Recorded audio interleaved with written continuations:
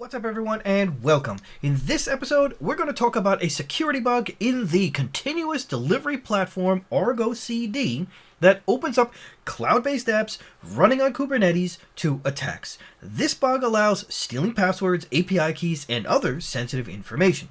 Let's see what we can learn to protect ourselves and others from this story. Oh, drat these computers. They're so naughty and so complex.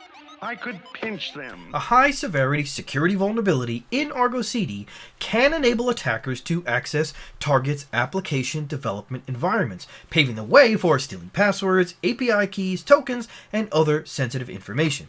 Argo CD is a continuous delivery platform that's deployed as a Kubernetes controller in the cloud, and it's used to deploy applications, then continuously monitor them in real time as they run.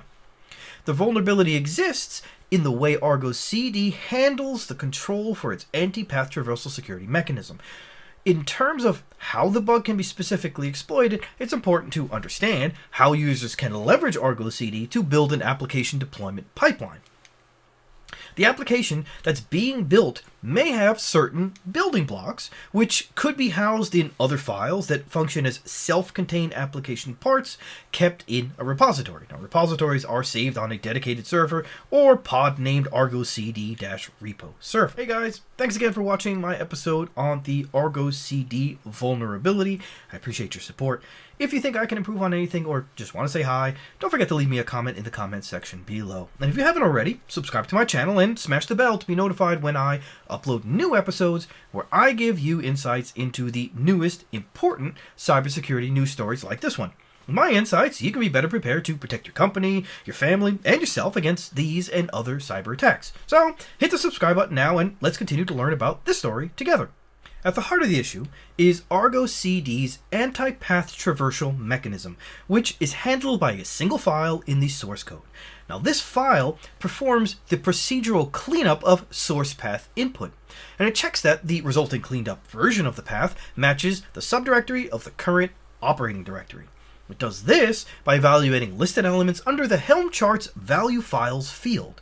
Now, the value files fields are parsed by the application starting with a preliminary check for input value content. So the code searches for a pattern string that'll fit into the mold of a URI by utilizing a function called parseRequestURI. This, in turn, makes it possible to confuse the parser to make it think that a local path file name is a valid URL, which would cause it to then skip the cleanup and anti-path-traversal mechanism check. Now, if the value files listed are going to look like a URI, it will be treated as one, skipping all other checks and treating it as a legitimate URL. The repo server that holds these building blocks uses a monolithic and deterministic file structure. All the other out-of-bound applications have a definite and predictable format and path. Now, an attacker can assemble a concatenated direct call to a specific values.yaml file, which is used by many applications as a vassal for secret and sensitive values. Because application files usually contain an assortment of transitive value of secrets, tokens, and environmental sensitive settings, this can effectively be used by the attacker to further expand their campaign by moving laterally through different services and escalating their privileges to gain more ground on the system and targeted organizations' resources.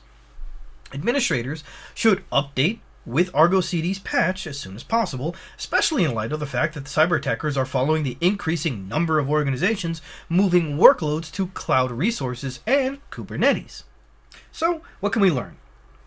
With the ever increasing speed at which we're convinced to deploy our projects, we rely more and more on automation tools. I can't tell you how many developers I speak with who say, all I want to do is code, I don't care about anything else, set up the deployment script and we're done. I understand where they're coming from. It's nice to be able to use your maximum skills and do things that you are really good at, but far too often, those same developers are also put in a position to create their own deployment pipelines. If they don't know how to create the scripts or click through the web-based deployment setup forms, then they can open up their code, their servers, and even the entire corporate network to attack. So it's imperative that when we use automation tools, we understand how they work and what each part actually does.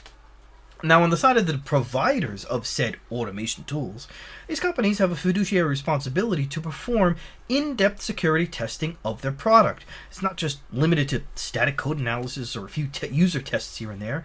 Tens of thousands and sometimes millions of projects rely on the stability and security of these tools, open source or not. So, these organizations that build these tools should be doing threat modeling, static code analysis, intense user testing and debugging, and really trying to break these products to ensure they're not inadvertently opening up those millions of projects to abuse.